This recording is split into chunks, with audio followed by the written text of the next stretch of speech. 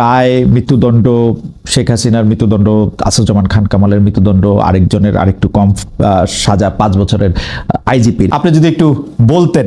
হ্যাঁ, আমাকে মৃত্যুদণ্ড দিয়েছে, আমি পরোয়া করি না। আমি বাংলাদেশে ইনশাল্লাহ আসবই, অবশ্যই আমি আসব।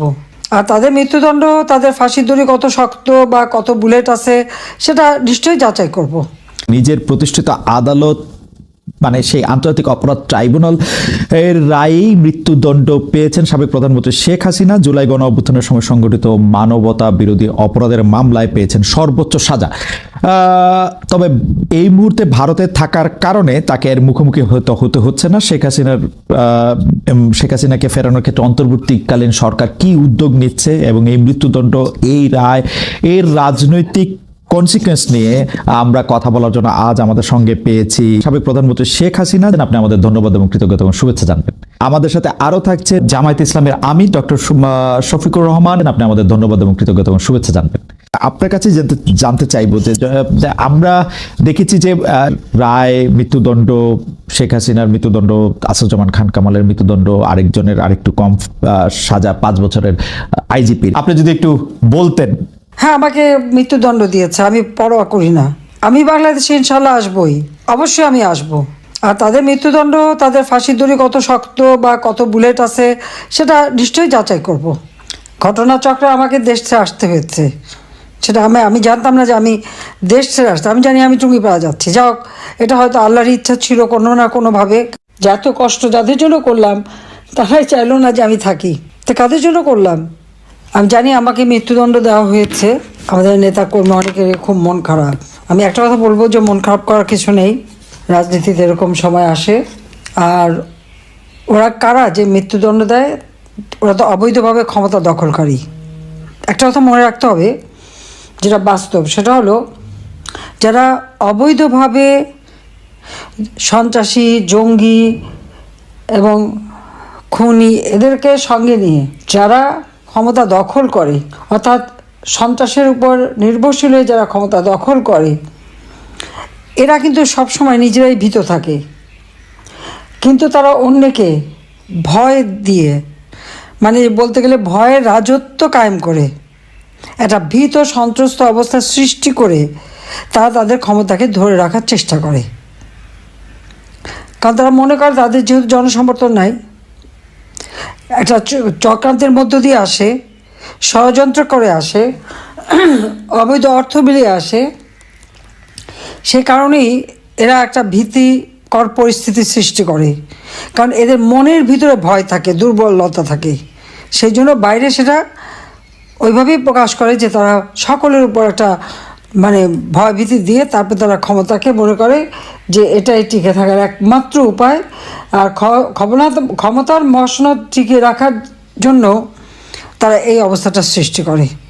এই ক্ষমতার মসনদ যেটা দখল করলো, ওটা ধরে রাখার জন্য কোনো জনগণের সমর্থন না, জনগণের ভালোবাসা না, জনগণের আস্থা না, বিশ্বাস না, একটা ভীতিকর পরিস্থিতি।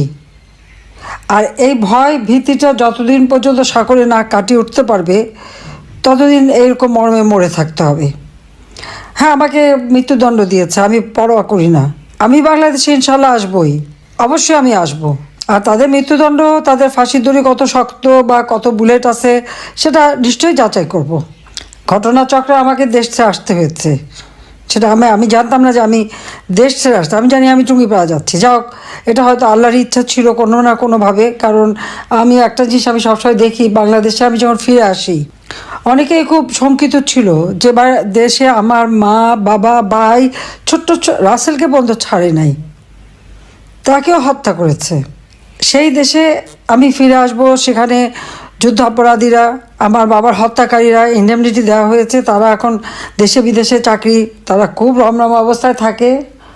ওই অবস্থায় আমি যে আসব, অনেক বাধা ছিল, অনেকের মনে দ্বিধা ছিল। আমি কিন্তু ফিরে এসেছিলাম। আর আসার পর থেকে কিন্তু একটার পর একটা সমস্যা আমার উপরে যাচ্ছে। আমি 81 সালে ফিরে আসলাম, 83 সালে বন্দী হলাম, এমনকি আমাকে ডিজিএফআই অফিসে নিয়ে গেল ইন্টারোগেশনের জন্য। এরপরে আবার 85 সালে, আর যখন যেখানে গেছি সেখানে তো মানে একবার আক্রান্ত হয়েছি, এ তো কতবার।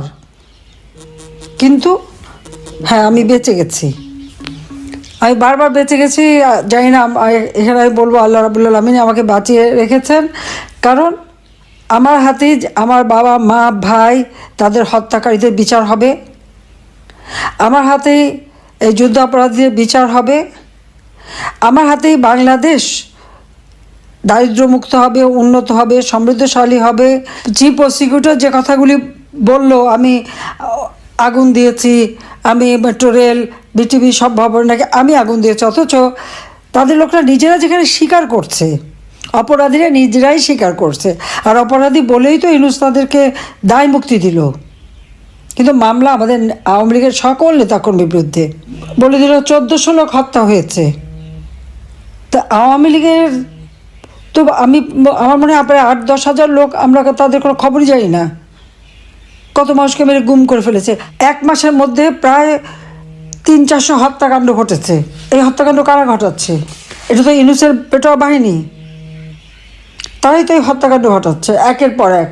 আজকে ইন্টারন্যাশনাল ক্রিমিনাল কোর্ট 1973 সালে সেটা করা হয়েছিল যুদ্ধ অপরাধীদের বিচারের জন্য, বেআইনিভাবে সংশোধন করে করে সেখানে আমাদের বিচার হবে, আবার পার্টি হিসেবে বিচার হবে, কারণ দেশে প্রচলিত আইন তো আছে।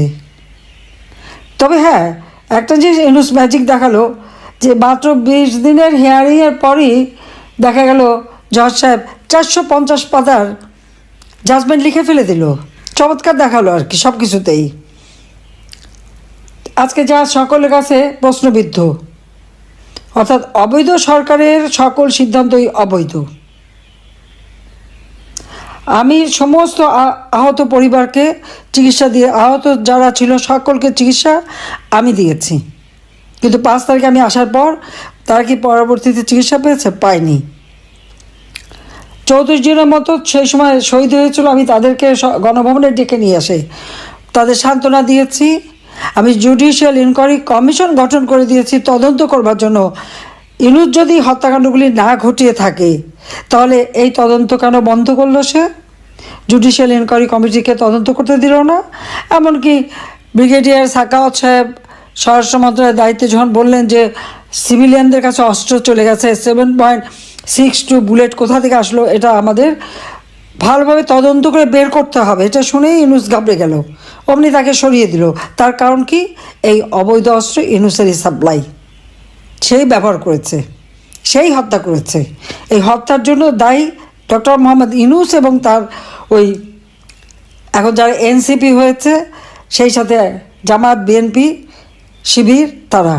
আমি একটু জানতে চাইবো যে 32 নম্বর ধানমন্ডি 32 নম্বর যেটা বঙ্গবন্ধুর বাড়ি ছিল, সেটি ভাঙচুর এর আগে যখন হয়েছে সরকার সেটি ঠেকানোর কোনো রকম চেষ্টা দেয়নি। অনেক সরকারের শীর্ষ কর্মকর্তা একে জনরোষ বলেছিলেন। গতকাল যখন, মানে গতকাল ঠিক না, আমার জন্য গতকাল মানে আসলে 17 তারিখ, সেইটা রক্ষা করার ব্যাপারে এত সিরিয়াস এবার আমরা সরকারকে কেন দেখলাম? এতে কি সরকারের অবস্থানে পরিবর্তন হয়েছে নাকি মানে না, আসলে কোনটা? মানে 32 নম্বর ভাঙতে চেয়েছে জনগণ, ভাঙতেই তো দেওয়া উচিত ছিল এর আগের বারের কথা স্মরণ করে আর কি। বাংলাদেশ একটা ক্রান্তি লগ্নের মধ্য দিয়ে চলছে। বাংলাদেশকে নিয়ে যেন একটা ধ্বংসের খেলা শুরু হয়েছে। বাংলাদেশের আজকে চরমভাবে ধ্বংস করে আজ একটা জঙ্গি সন্ত্রাসীদের দেশ হিসেবে পরিণত করা হয়েছে। এই ছোট বাড়িটা, যে বাড়িটা আমার মা অনেক কষ্ট করে প্রতিটি ইট নিজের হাতে গেড়ে এই বাড়িটা গড়ে তুলেছিলেন, ওই বাড়িতেই 15ই আগস্ট আমার বাবা জাতির পিতা বঙ্গবন্ধু শেখ মুজিবকে হত্যা করা হয়। আমার মা বেগম ফজিলাতুন্নেসা মুজিবকে হত্যা করে। আমার 3 ভাই, সকলেই আমার ছোট।